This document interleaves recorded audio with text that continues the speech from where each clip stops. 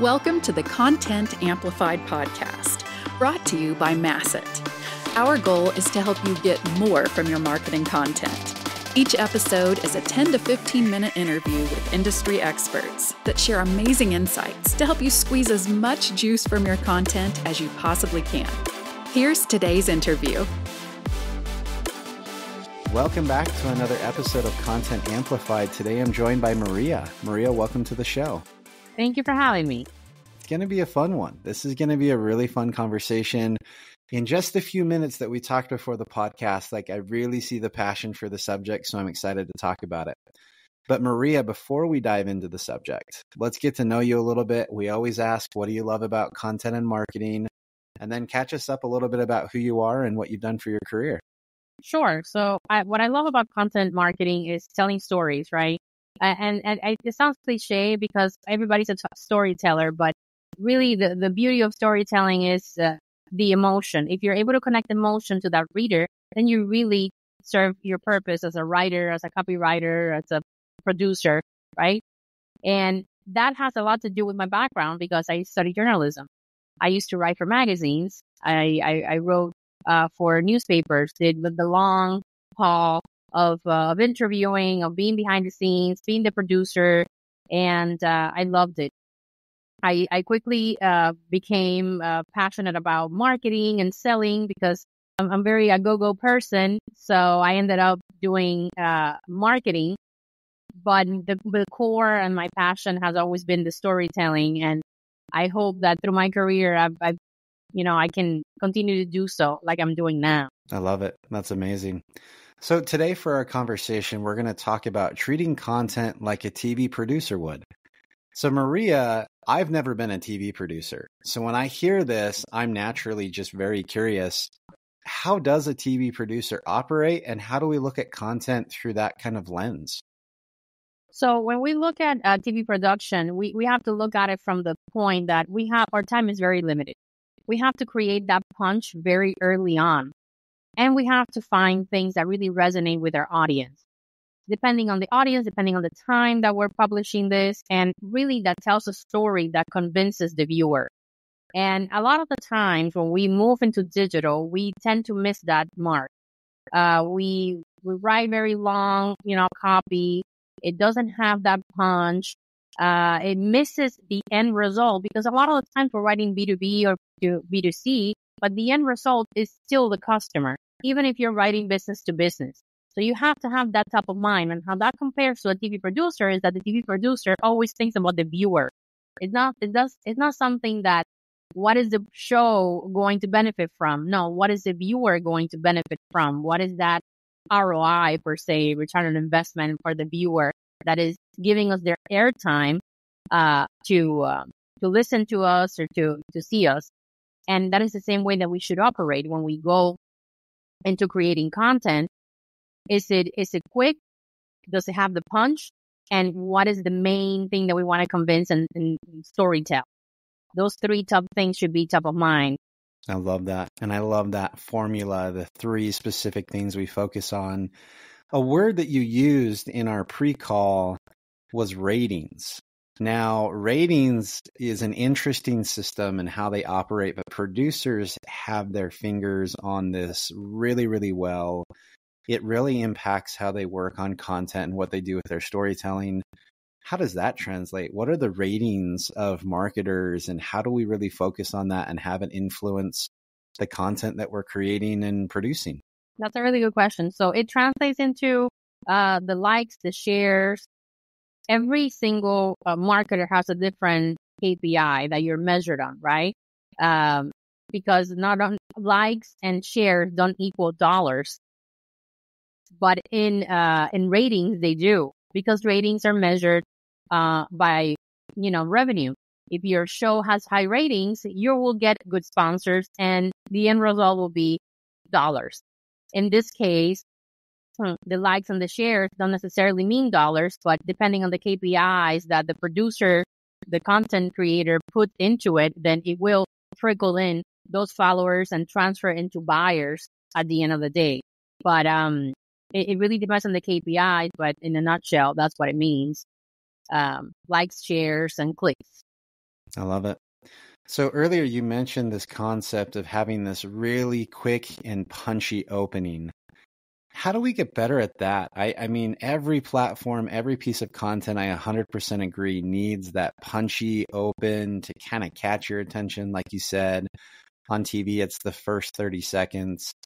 How do we improve that? How do we make that punch and that real attention grabber for our content? Every writer has a style. And so that I will say that they have a style. When you write for magazines, for example, like I used to write, you start by painting a picture and transporting that reader into an ambience. Everybody has a different style. My style is that, transporting you into an ambience so you get into the mood of what I'm about to tell you to create that punch. We have to get better at that by reading, by really not getting so technical because we tend to get very technical and very, to the point very quickly, but without any embellishment. And that's what marketing is. You embellish things through storytelling to connect with an audience and create an emotion. So what kind of words are going to create an emotion that are not so direct and so dry? Sometimes we want to give the information so quickly, but in the immediate, we miss that part of embellishing the ambience and creating that for the punch. I don't know if that makes sense, but. Yeah, I love that. I love how you're talking about creating that mood and that feeling, the words to transport them into that scenario. I think that's super cool. So when I think of television, I'm always curious about this because television is mostly about entertainment or education or whatever it is, depends on the program. And it feels like the advertising, the business side is on a different side of the house. So there's the commercials, there are those different things, but it's not really penetrated into the actual material itself. When it transformed into digital and its business content, I feel like businesses have a hard time just telling a story without figuring out how to pitch themselves in the middle of that story. So how do you really weigh how a business should tell a story, transport someone, yet still try to accomplish those business goals of needing to hit revenue and metrics for the business? This is, I think, a pain point for a lot of B2Bs. Social media in general is not an exchange.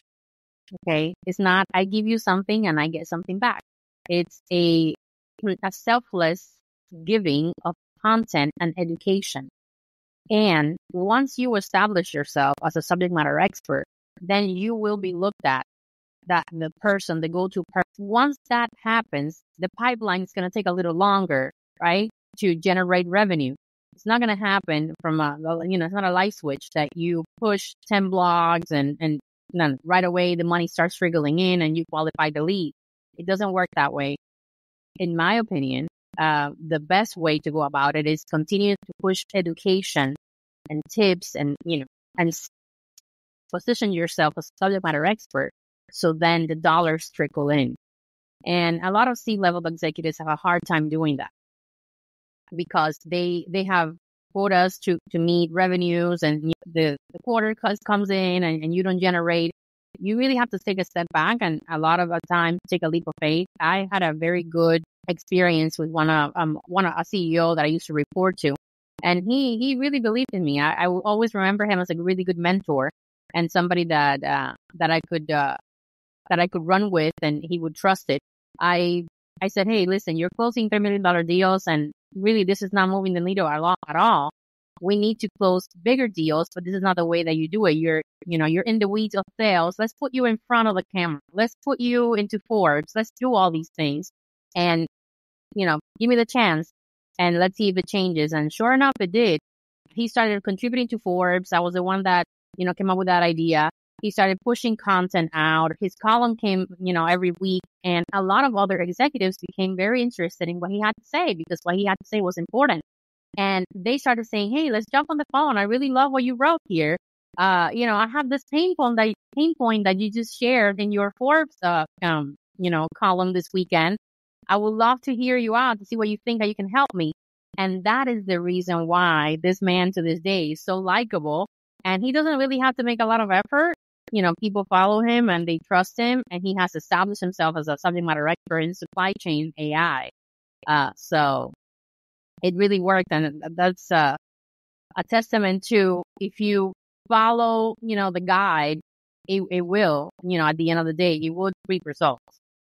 I love that. That's a cool example. I love that story. And I love how focused it was on, hey, let's really be patient, because I think that that's a big part of the equation is with content marketing and thought leadership. It's not about generating new revenue this month. It may not even be generating revenue this year, but it's establishing this really brand image for you in the long run. And I love those, tangible examples, where they put content, how they talked about it, and how people naturally came to that business owner and that executive. I think that that's really, really cool. So how do you kind of judge timelines when it comes to some of this stuff? I know it's sometimes in TV and production and magazines, it can take a long time. How do I weigh out creating like really polished content for the long term versus content that's maybe less polished that can come out the door a little bit quicker? How do I kind of weigh out like how nice the content needs to be and all of those different elements on that side of things? So to be honest, TV has a lot of layers, because obviously you have to make sure that you follow the guidelines. You don't, right? You have all these when you're going live, if you're doing it live. But when you're creating content for digital, it's more of an organic approach, I would say. People really appreciate, being genuine and being organic and not so scripted. When you script everything so much, in TV, you can script it a lot because your time is very limited. You're reading off of a teleprompter a lot of the times, or you're doing breaking news. And these are professionals that are already trained, or you're recording a show that would air a lot later. So you have that time to be able to pivot if anything were to happen. But when you're talking digital, I feel that the success of digital is a lot more organic than it is scripted. People see through that. And, especially when you talk to C-levels and things like that they already know their business. You don't need to guide them so much or script them so much. As long as you put a camera and say, hey, listen, go with it, say what you have to say in a short amount of time, and just don't be afraid. A lot of the executives too, you have that problem. They're not, media trained. They're not camera people. So, they have the ums, the stop, the pause, and as a producer, you have to deal with that. You have to train them. You have to say, okay, we're going to cut. We're going to do it again. Just tell me how you would tell me without a camera on. So you have to do that, that game of playing around and things. But, to conclude on that, it would be more organic, less scripted than TV. I love that. I love the point of authenticity. I think that there's a lot of value in having people be able to do that. And that's one of the points of this podcast. We don't overly script anything, and these aren't all predefined questions. We just see where the conversation goes and see if people can listen in and have a good time and feel like they're eavesdropping on a good conversation. And I think there's a lot of value to that. So I think that there's some real merit there. So if I am a business and I'm trying to create content, do I create the authenticity through the people in the business? And I want to get your take, because I guarantee there's no right or wrong answer for this. So I'm not going to force you down that pathway to say this is the absolute right way. But often businesses like to have a specific tone and voice from the business, and it's a little bit more formal. And then individuals can have more of an authentic kind of viewpoint and stance. How do you kind of measure out content and production from individuals in a business versus from the business itself? How do you kind of weigh and measure those two things? It's going to come down to the culture. It really will. It's going to come down to the culture, because a lot of people can have different ways of how they come, across a camera. Some of them are very, monotone, because that's how they're very calm and collected. And other ones are, a firecracker. Oh my God. They're the life of the party. But there's one thing that's going to remain constant. If the company has done a really good job in culture, you're going to have a very linear output of what they're talking about, despite their personality.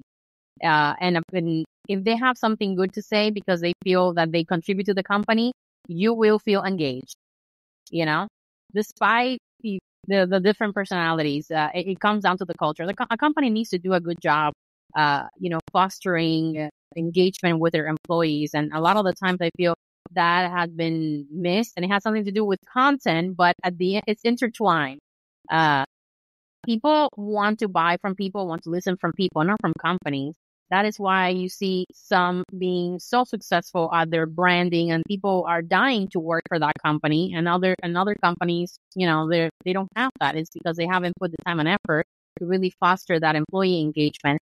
Employees are going to, if they feel happy, you're not even gonna need to script them or tell them to talk about it. They will, organically go on LinkedIn and talk about how happy they are and how good it is to be part of that organization. And really, that would be the ultimate goal for any company, that your own employees are your brand ambassadors, and you don't even need to script them. They would speak about you and all the good things that you're doing and highlighting your wins. Obviously, there's content behind it and production behind it, where you do, snackable content and you kind of give them a general guide and let them run with it too. I'm the kind of person that I don't like to, create so many guardrails. I say, hey, listen, we're talking about this. We want to hear you out. Say what you think and as best as you can. Because once you start controlling so much the narrative, it doesn't look authentic. I love that. And I think that is a fantastic point to end on. I promise, like I said, these go by quick and they're really fast and short and to the point. Maria, I have learned a ton. I really love this conversation. If anyone wants to reach out and further the conversation online, how and where can they find you? So I'm on LinkedIn. My first and last name, they can just search me. I'll come up number one because of my unique last name. So they can reach out on LinkedIn. I'm always happy to chat through. Thank you so much for having me. I've enjoyed the conversation. I would love to continue. I'm sure we'll have another, episode down the line with other things. So very thankful and grateful for this space you've created for people like myself. I love it. And I would love to have you on again. Again, Maria, thank you so much and have a wonderful day. Likewise. Bye, Ben.